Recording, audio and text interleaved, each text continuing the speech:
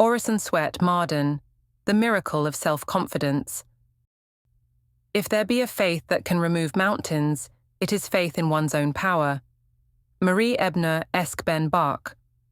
Instead of being the victims of fate, we can alter our fate and largely determine what it shall be. Your ideal is a prophecy of what you shall at last unveil. Why, asked Mirabeau, should we call ourselves men, unless it be to succeed in everything everywhere? Nothing else will so nerve you to accomplish great things as to believe in your own greatness, in your own marvelous possibilities.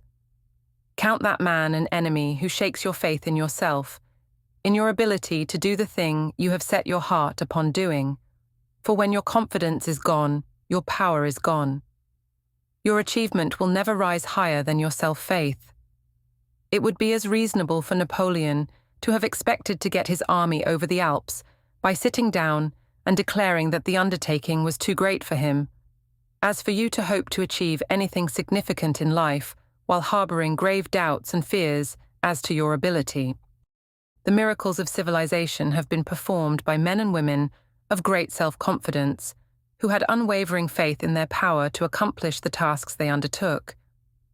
The race would have been centuries behind what it is today had it not been for their grit, their determination, their persistence in finding and making real the thing they believed in, and which the world often denounced as chimerical or impossible. There is no law by which you can achieve success in anything without expecting it, demanding it, assuming it. There must be a strong, firm self-faith first, or the thing will never come. There is no room for chance in God's world of system and supreme order. Everything must have not only a cause, but a sufficient cause, a cause as large as the result. A stream cannot rise higher than its source. A great success must have a great source in expectation, in self-confidence, and in persistent endeavor to attain it. No matter how great the ability, how large the genius, or how splendid the education, the achievement will never rise higher than the confidence. He can who thinks he can, and he can't who thinks he can't. This is an inexorable, indisputable law. It does not matter what other people think of you, of your plans, or of your aims. No matter if they call you a visionary, a crank, or a dreamer. You must believe in yourself. You forsake yourself when you lose your confidence. Never allow anybody or any misfortune to shake your belief in yourself. You may lose your property, your health, your reputation, other people's confidence even. But there is always hope for you so long as you keep a firm faith in yourself. If you never lose that, but keep pushing on, the world will, sooner or later, make way for you. A soldier once took a message to Napoleon in such great haste that the horse he rode dropped dead before he delivered the paper. Napoleon dictated his answer and, handing it to the messenger, ordered him to mount his own horse and deliver it with all possible speed. The messenger looked at the magnificent animal with its superb trappings and said, "Nay, General, but this is too gorgeous, too magnificent for a common soldier." Napoleon said, "Nothing is too good or too magnificent for a French soldier." The world is full of people like this poor French soldier, who think that what others have is too good for them, that it does not fit their humble condition, that they are not expected to have as good things as those who are more favored. They do not realize how they weaken themselves by this mental attitude of self-depreciation or self-effacement. They do not claim enough, expect enough, or demand enough of themselves. You will never become a giant if you only make a pygmy's claim for yourself, if you only expect a pygmy's part. There is no law which can cause a pygmy's thinking to produce a giant. The statue follows the model. The model is the inward vision. Most people have been educated to think that it was not intended they should have the best there is in the world, that the good and the beautiful things of life were not designed for them, but were reserved for those especially favored by fortune. They have grown up under this conviction of their inferiority, and of course, they will be inferior until they claim superiority as their birthright. A vast number of men and women who are really capable of doing great things, do small things, live mediocre lives, because they do not expect or demand enough of themselves. They do not know how to call out their best. One reason why the human race as a whole has not measured up to its possibilities, to its promise. One reason why we see everywhere splendid ability doing the work of mediocrity is because people do not think half enough of themselves. We do not realize our divinity, that we are a part of the great causation principle of the universe. We do not think highly enough of our superb birthright, nor comprehend to what heights of sublimity we were intended and expected to rise, nor to what extent we can really be masters of ourselves. We fail to see that we can control our own destiny, make ourselves do whatever is possible, make ourselves become whatever we long to be. If we choose to be no more than clods of clay, says Marie Corelli, then we shall be used as clods of clay for braver feet to tread on. The persistent thought that you are not as good as others, that you are a weak, ineffective being, will lower your whole standard of life and paralyze your ability. A man who is self-reliant, positive, optimistic, and undertakes his work with the assurance of success magnetizes conditions. He draws to himself the literal fulfillment of the promise, "For unto everyone that hath shall be given, and he shall have abundance." There is everything in assuming the part we wish to play, and playing it royally. If you are ambitious to do big things, you must make a large program for yourself and assume the part it demands. There is something in the atmosphere of the man who has a large and true estimate of himself, who believes that he is going to win out. Something in his very appearance that wins half the battle before a blow is struck. Things get out of the way of the vigorous, affirmative man, which are always tripping the self-depreciating, negative man. We often hear it said of a man, "Everything he undertakes succeeds," or "Everything he touches turns to gold." By the force of his character and the creative power of his thought, such a man wrings success from the most adverse circumstances. Confidence begets confidence. A man who carries in his very presence an air of victory radiates assurance and imparts to others confidence that he can do the thing he attempts. As time goes on, he is reinforced not only by the power of his own thought, but also by that of all who know him. His friends and acquaintances affirm and reaffirm his ability to succeed and make each successive triumph easier of achievement than its predecessor. His self-poise, assurance, confidence, and ability increase in a direct ratio to the number of his achievements.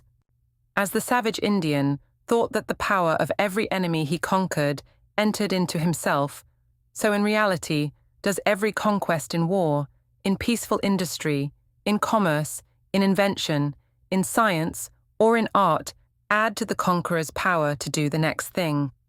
Set the mind toward the thing you would accomplish so resolutely, so definitely, and with such vigorous determination, and put so much grit into your resolution, that nothing on earth can turn you from your purpose until you attain it. This very assertion of superiority, the assumption of power, the affirmation of belief in yourself, the mental attitude that claims success as an inalienable birthright, will strengthen the whole man and give power to a combination of faculties which doubt, fear, and a lack of confidence undermine. Confidence is the Napoleon of the mental army. It doubles and trebles the power of all the other faculties. The whole mental army waits until confidence leads the way. Even a racehorse cannot win the prize after it has once lost confidence in itself. Courage, born of self-confidence, is the prod which brings out the last ounce of reserve force. The reason why so many men fail is because they do not commit themselves with a determination to win at any cost. They do not have that superb confidence in themselves which never looks back, which burns all bridges behind it. There is just uncertainty enough as to whether they will succeed to take the edge off their effort, and it is just this little difference between doing pretty well and flinging all oneself, all his power, into his career, that makes the difference between mediocrity and a grand achievement. If you doubt your ability to do what you set out to do, if you think that others are better fitted to do it than you, if you fear to let yourself out and take chances, if you lack boldness, if you have a timid, shrinking nature, if the negatives preponderate in your vocabulary, if you think that you lack positiveness, initiative, aggressiveness, ability, you can never win anything very great until you change your whole mental attitude and learn to have great faith in yourself. Fear, doubt, and timidity must be turned out of your mind. Your own mental picture of yourself is a good measure of yourself and your possibilities. If there is no outreach to your mind, no spirit of daring, no firm self-faith, you will never accomplish much. A man's confidence measures the height of his possibilities. A stream cannot rise higher than its fountainhead. Power is largely a question of strong, vigorous, perpetual thinking along the line of the ambition, parallel with the aim, the great life purpose. Here is where power originates. The deed must first live in the thought, or it will never be a reality. And a strong, vigorous concept of the thing we want to do is a tremendous initial step. A thought that is timidly born will be timidly executed. There must be vigor of conception or an indifferent execution. All the greatest achievements in the world began in longing, in dreamings and hopings, which for a time were nursed in despair, with no light in sight. This longing kept the courage up and made self-sacrifice easier until the thing dreamed of, the mental vision, was realized. According to your faith be it unto you.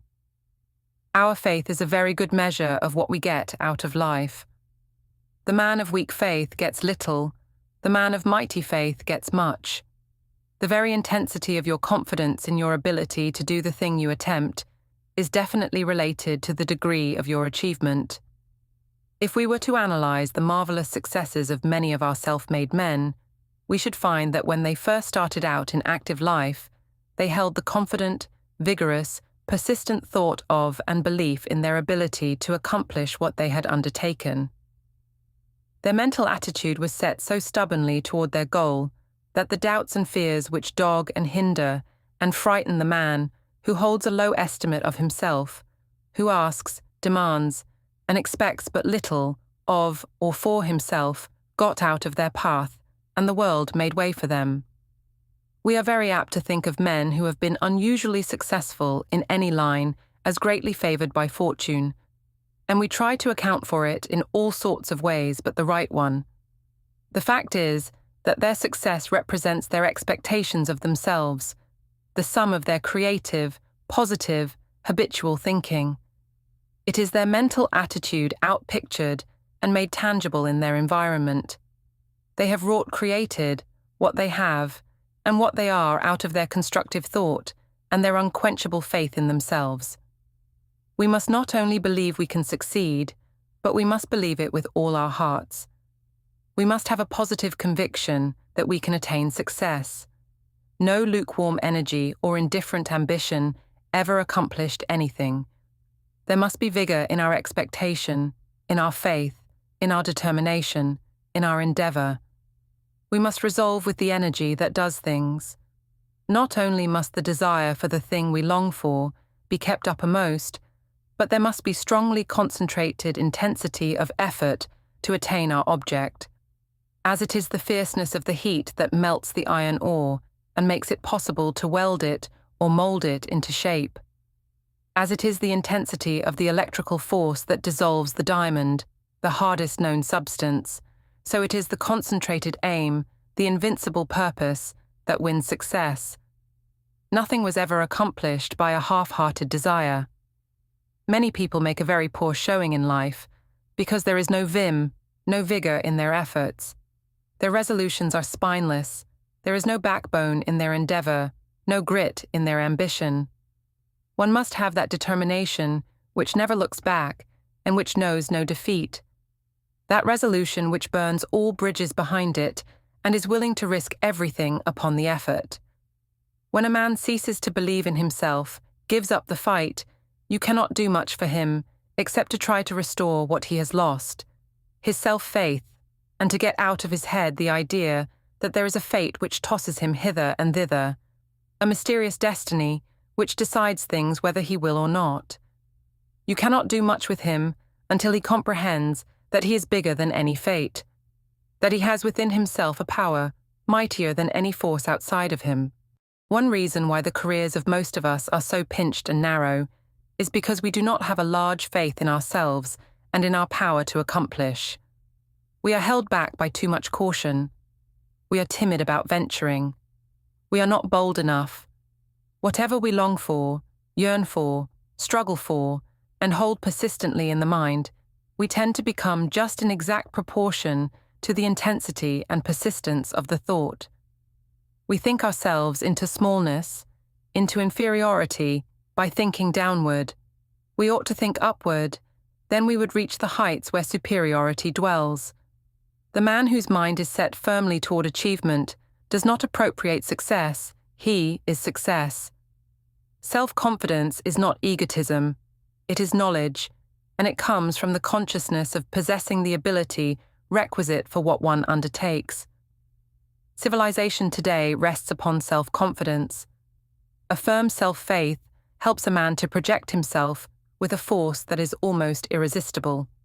A balancer, a doubter, has no projectile power. If he starts at all, he moves with uncertainty. There is no vigor in his initiative, no positiveness in his energy.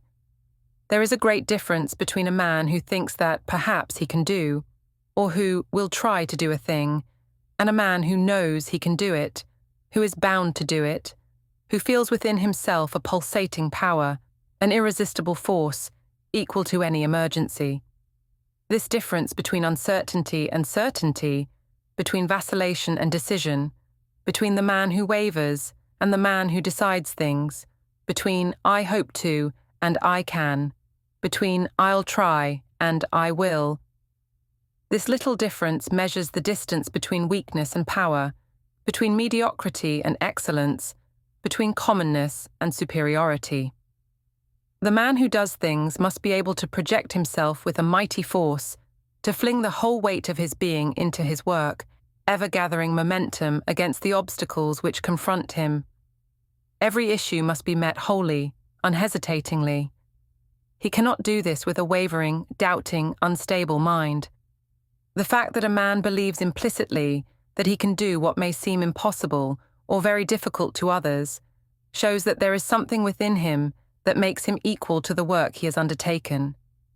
Faith unites man with the infinite, and no one can accomplish great things in life unless he works in oneness with the infinite. When a man lives so near to the supreme that the divine presence is felt all the time, then he is in a position to express power. There is nothing which will multiply one's ability like self-faith. It can make a one-talent man a success, while a 10-talent man without it would fail. Faith walks on the mountaintops, hence its superior vision. It sees what is invisible to those who follow. It was the sustaining power of a mighty self-faith that enabled Columbus to bear the jeers and imputations of the Spanish cabinet, that sustained him when his sailors were in mutiny, and he was at their mercy in a little vessel on an unknown sea, that enabled him to hold steadily to his purpose, entering in his diary day after day. This day we sailed west, which was our course. It was this self-faith which gave courage and determination to Fulton to attempt his first trip up the Hudson in the Clermont, before thousands of his fellow citizens, who had gathered to howl and jeer at his expected failure. He believed he could do the thing he attempted though the whole world was against him. What miracle self-confidence has wrought! What impossible deeds it has helped to perform! It took Dewey past cannons, torpedoes, and mines to victory at Manila Bay. It carried Farragut, lashed to the rigging, past the defences of the enemy in Mobile Bay. It led Nelson and Grant to victory. It has been the great tonic in the world of invention, discovery, and art. It has won 1,000 triumphs in war and science, which were deemed impossible by doubters and the faint-hearted. Self-faith has been the miracle worker of the ages. It has enabled the inventor and the discoverer to go on amidst troubles and trials which otherwise would have utterly disheartened them. It has held innumerable heroes to their tasks until the glorious deeds were accomplished. The only inferiority in us is what we put into ourselves. If only we better understood our divinity, we should all have this larger faith, which is the distinction of the brave soul. We think ourselves into smallness. Were we to think upward, we should reach the heights where superiority dwells. Perhaps there is no other one thing which keeps so many people back as their low estimate of themselves. They are more handicapped by their limiting thought, by their foolish convictions of inefficiency, than by almost anything else, for there is no power in the universe that can help a man do a thing when he thinks he cannot do it. Self-faith must lead the way.